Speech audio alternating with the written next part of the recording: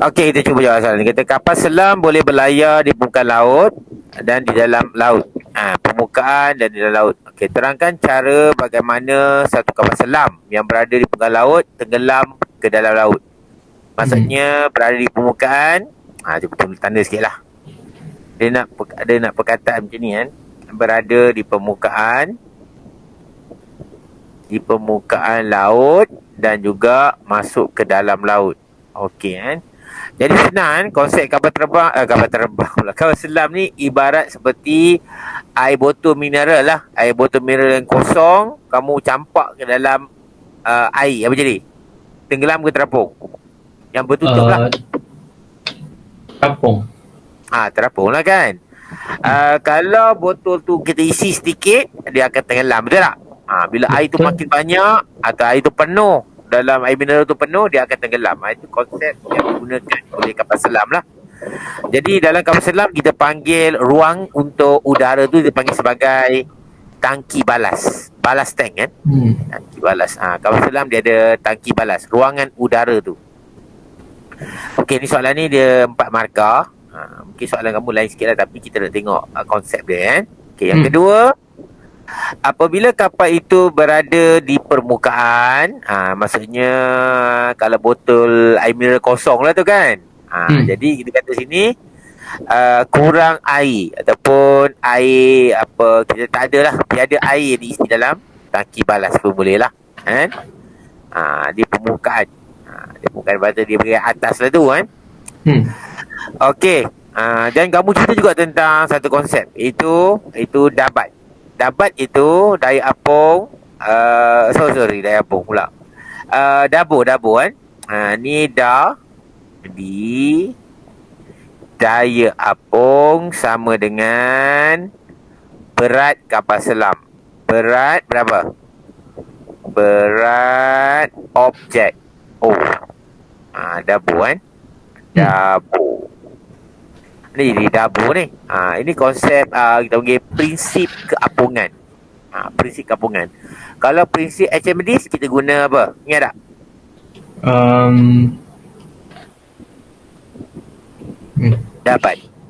Dapat kan? Iaitu daya apung sama dengan berat air tersesar. Itu prinsip Archimedes. Yang ni cikgu masukkan prinsip keapungan ataupun keseimbangan daya. Kamu cerita je ni. Kan? Sebab kapal terbang tak habis juga. Kapal selam tu dia berada dalam keadaan terapung. Bila terapung, dia akan pegang pada dua benda, dabat dan dabo. Ingat. Okey, kamu boleh tulis kat dabo kan?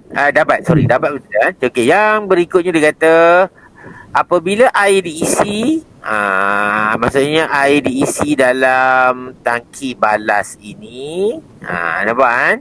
Jadi dia meningkatkan berat kapal selam tu. Jadi kapal selam tu semakin turun ke bawah lah kan? Ni kamu tahu lah, ibarat seperti air mineral yang kita isi air tu. Okey, kapal selam yang tenggelam maksudnya turun ke bawah, bermaksud berat kapal selam tu lebih daripada daya apung. Maksudnya kalau kamu ada kapal selam, cikgu lukis sikit kan, ni kapal selam, cikgu lukis macam ni je lah kan. Okey, ni daya apa yang bertindak pada kapal selam ni? Daya apa ni yang kita panggil ni? Daya apa ni? Daya apung. Ya, daya apung. Bagus. Kan? Okey. Dan daya ke bawah ni kita panggil apa? Daya ke bawah apa? Dalam air lah ni kan? Kapal ni kapal selam kan? Kalau kamu nak lukis muka macam ada mata ni pun boleh lah. Macam ni. Ini tangki balas. Ni ada air lah. Di bahagian ni ada air kan? Contoh. Ni ada air kan? Kamu lukis. Okey. Betul lah. Bawah ni daya apa? Tenang ya. Itu? Graviti atau berat? Berat lah.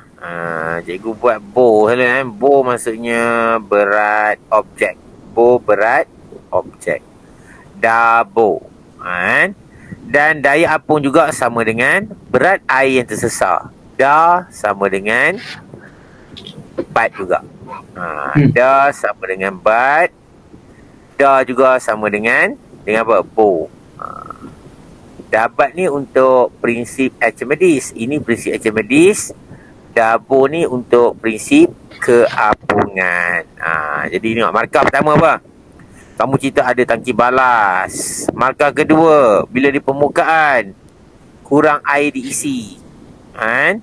Lepas tu kamu tanya sikit tentang prinsip keapungan. Boleh juga cerita tentang dabat kat sini kan. Prinsip apa? Prinsip Bernoulli. Prinsip Bernoulli pula. Prinsip Archimedes. Ejaan kan betul kan? Okey, bila air diisi, tangki balas meningkatkan berat.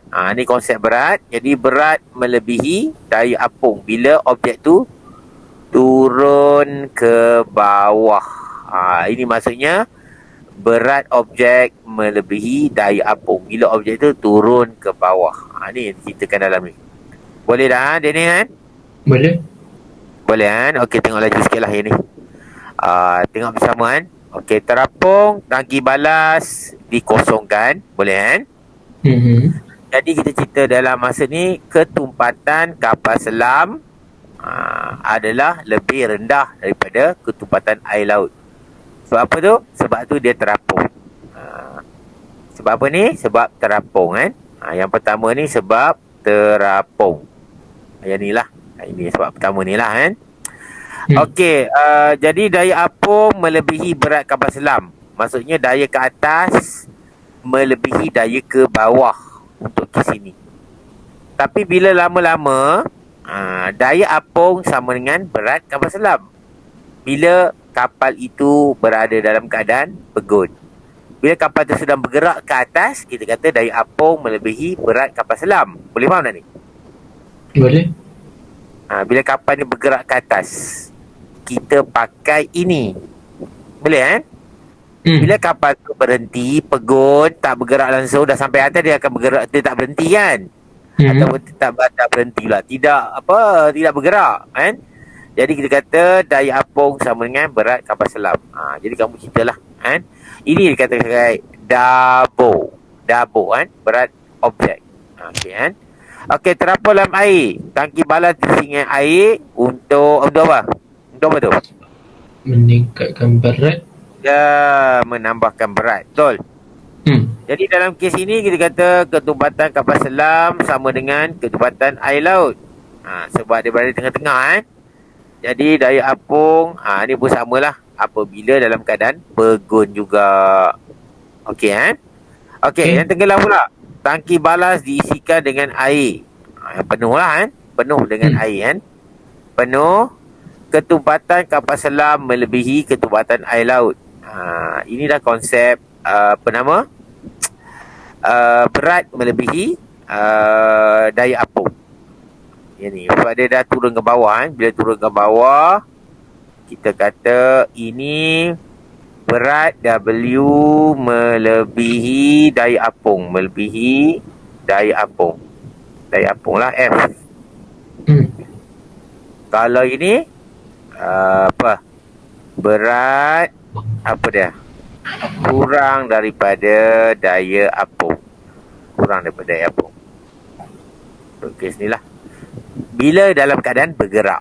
Bila pegun, dia jadi sama balik. Itu idea yang ada kat sini. Okey.